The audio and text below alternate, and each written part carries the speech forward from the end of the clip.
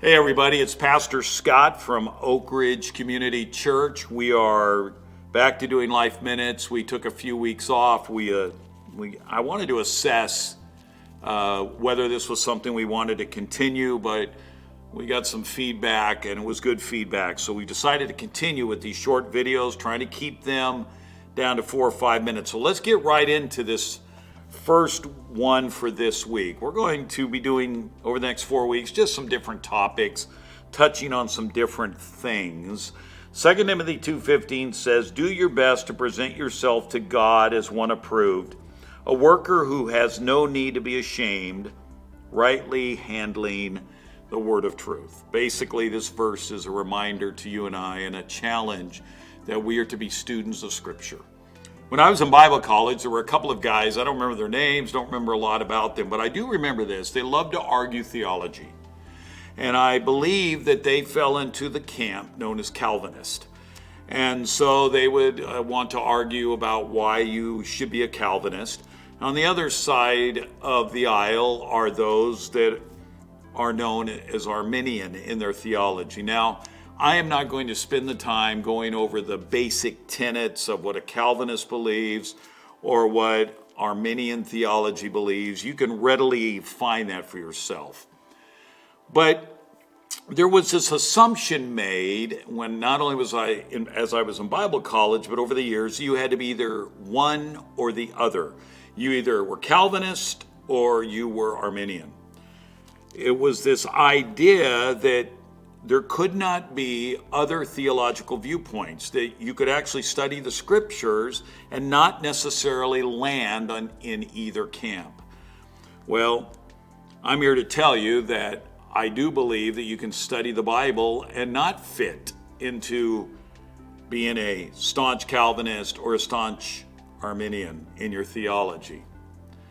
I don't say that to throw out this new idea, if you're not one of those, you must be something that is off the wall or strange. No, my point is that we've entrenched people in one of those two categories when we study doctrine or theology.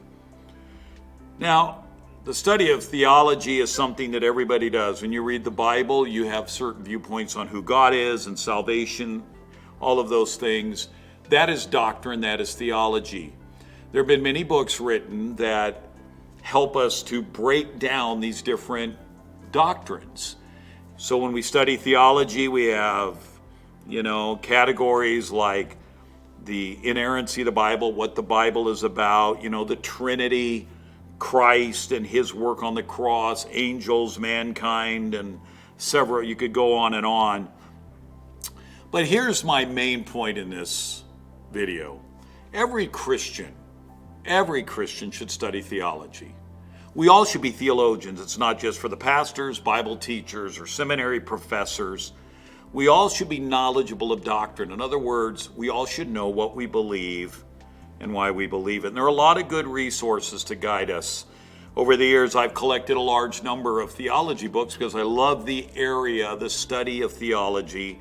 One that I recommend to people that I really thoroughly enjoy is Henry Thiessen's Lectures in Systematic Theology. The reason I say this is Thiessen will give you different perspectives on certain doctrines that have various viewpoints. He'll tell you what he believes, which most theology books do, but he's very easy to follow. I love how he categorizes things, and he is clear and he is concise.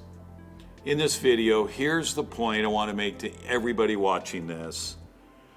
What we believe can be categorized as doctrine, whether we use that word or not.